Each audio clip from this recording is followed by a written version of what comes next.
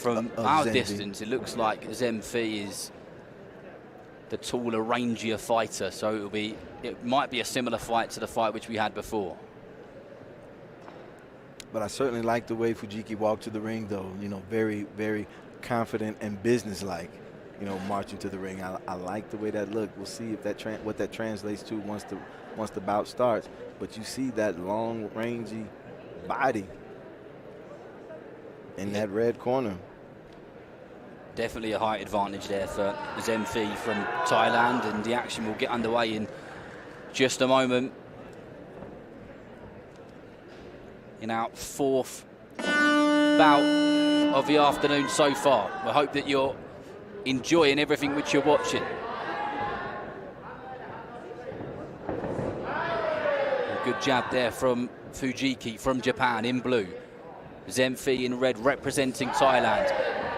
And Fujiki got through with a good straight 1-2 there, didn't he? He did. I like the way he realized immediately that first jab he threw got through. Why not send it again with a little bit of company? The very next thing he does is the jab followed by the right hand. Both got home. Good way to start if you are Team Japan and Fujiki. You've got a southpaw versus an orthodox fighter here. These can sometimes make for messy fights. I like the right hand by Fujiki getting to the head of Zemfi. And I'm a little surprised how early on in this contest that height and reach advantage isn't doing a better job of keeping Fujiki, you know, away from Zemfi. And one of them's just switched stance. I can't work out which one it was, but maybe there was just a moment of madness and they're both orthodox fighters, or maybe I'll blame it on the jet lag.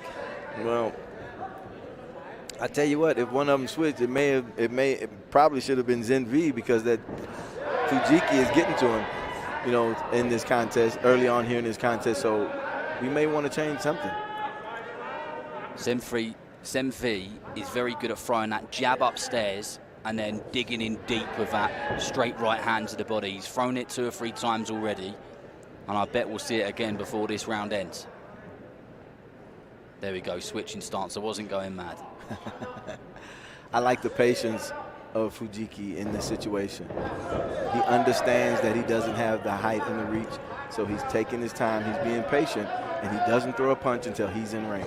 See, that jab not missing. He's waiting until he knows he can reach Zemfi before he lets his hands go. He does, and he gets that timing right as well. So he just, and that was a very good 1-2. And that was exactly what I was getting onto. He kind of knows exactly the right time to throw it. He doesn't leave it too long. He doesn't throw it too soon either. Right. And it's like in the bout earlier with Kumamoto and Chance.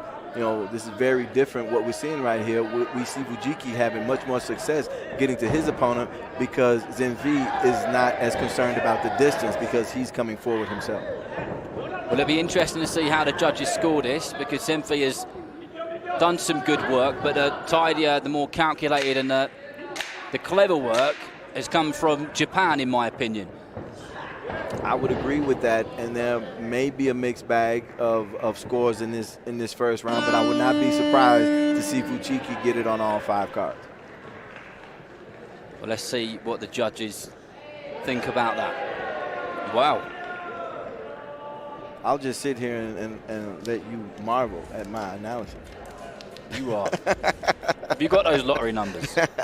But there you see it, you know, 10-9 on all 5 cards, pitching a shutout here, you know, in that first round is Fujiki. And I think it speaks to the things that we talked about during the bout. You said in that first round that you saw the cleaner punches, you know, the more efficient, you know, the ring generalship, and the patience of him, not doing things to get himself in trouble. He's waiting for those opportunities, and he has been very efficient with his offense. Not a lot of swings and misses. You know, he has looked good. I wish I could see CompuBox numbers for what he did in that first round. I think that he's got a pretty high connect percentage in that first round. Good work by Fujiki and that team from Japan. Let's see what adjustment they've made in that red corner. A word you used there is a word I should have used in that opening round, and he's an efficient fighter. He doesn't waste anything, does he? He doesn't. And that's a big skill to have, especially at this age. and with this style of boxing. And now you see that lead right hand being thrown by Fujiki. He's seen some things that he's liked, probably something that was mentioned to him in the corner between rounds, something that they know that they can get away with. And you see stepping in and being aggressive. Fujiki has got some nice things going. Zemfi just looking a little hesitant before he's going in and throwing those shots. Getting hit in the face will do that to you. It tends to have that effect, doesn't it? Yes, it's a simple formula. You know, Fujiki, he's scoring. I'm not going to go so far as to say he's scoring at will, but, you know, the connect percentage is high for him, maybe even very high. As you see, doubling up the jab, pushing the head back of Zemfi right now, and now hooking to the body. Fujiki, again, efficient and effective. Very effective. And Fujiki, not only is that he very left efficient, hook to the body hurt Zemfi. I didn't mean to interrupt you. It did. He's a little unsteady. Right under the right elbow of Zemfi, and he knows he's hurting because he's just thrown it there again, and you know he's going to target that part of the body, isn't he? And he's starting to break down his man here from Thailand, and this is becoming target practice. And that efficiency is really showing right now in that moment where Zemfi is a little bit in trouble. Fujiki is not wasting time. He's not headhunting. He's not just throwing wild punches. He is systematically taking him apart. He is, and I get a feeling that we're going to have a standing 8 count before this round is over.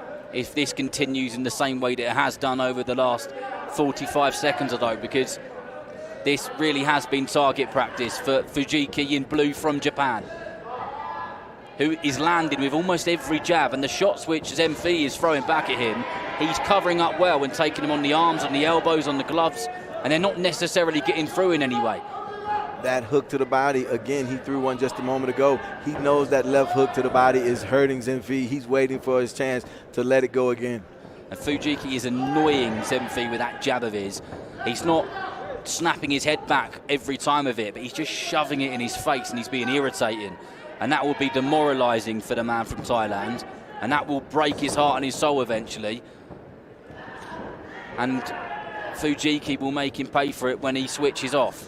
And that was another good body shot, this time under the left elbow from Zemfi. Or, sorry, from Fujiki to Zemfi. Good right hand by Fujiki, and also stepping on the front foot of Zemfi as well, just as he was getting ready to back away. One of the things that you have to deal with sometimes when you switch stances, when you go from orthodox, you know, to southpaw, you have to be aware of your front foot. And there you look at that second round, and we don't see this as much as we should. Not just pitching a shutout, but 10-8 on every card for the blue corner, and Fujiki representing Team Japan. It has been surgical what he has done to Zemfi. That is a proper shutout, isn't it? That is a dominant round. You don't tend to get them as dominant as that, do you, on this side of things? You know, especially not when you are in the finals of a tournament such as this, you know, so this is a gold medal bout right here. And again, it's something that we talked about earlier in the broadcast. You know, when you happen to see at this level that much distance between number 1 and number 2, between first and second, it's so impressive to think about that. And you imagine the number of boxers that Zemfi has bested, you know, in his amateur career so far, to be in here now with a guy that is just clearly outclassing. Outclassing him, he is, as we go into the third and final round in his under-19s men's 60 kilogram world championship here in Colorado, USA. If you're just joining us, we've had some fantastic bouts already this evening, and Yuga Fujiki from Japan is bossing this. He's just had a 10-8 round on all 5 of the judges' scorecards, and he'll be looking to do exactly the same thing in the last 2.5 minutes of this bout. And he's going to the body even more now. You see that straight jab to the body, and then following it with the right hook upstairs. He has Zemfi exactly where he wants him at this point in this contest. He does, and he's continuing with that irritating jab and just sitting in the pocket there, and throws a lovely lead hook to the body. He threw one upstairs, and then it made the left arm of Zemfi come up, and then he just punished him for it immediately, digging a left hook into the body. But Zemfi came back with a backhand uppercut there, which just grazed the nose of Fujiki from Japan. He did, but when you look at the body language of Fujiki, it does not seem that he has any concern about the power of Zenfi right now. And a bit more work there from Zenfi. Starting to liven up a little bit now, but nothing which is too effective, if we're going to tell the truth.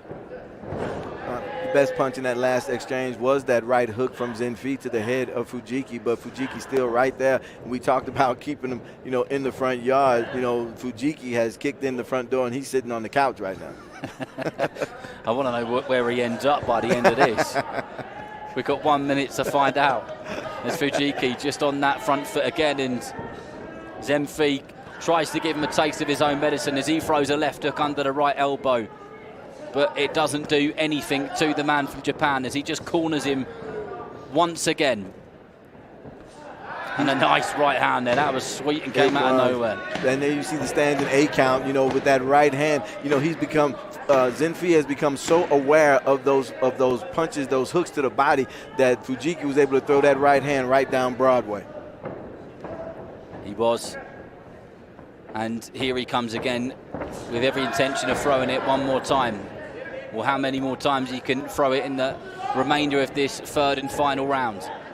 And Zenfi finds himself again on the ropes as Fujiki does get caught, though. He tried to turn and looked like he was going to try and throw a right hook to the body or a straight right hand to the body and got caught with a straight right hand himself. He did. Zenfi threw one of his best punches in that moment. It was good footwork by Zenfi. Zenfi's done plenty of good work in this fight, but you've touched on it a lot in terms of there's just levels in this, isn't there? And he was outclassed.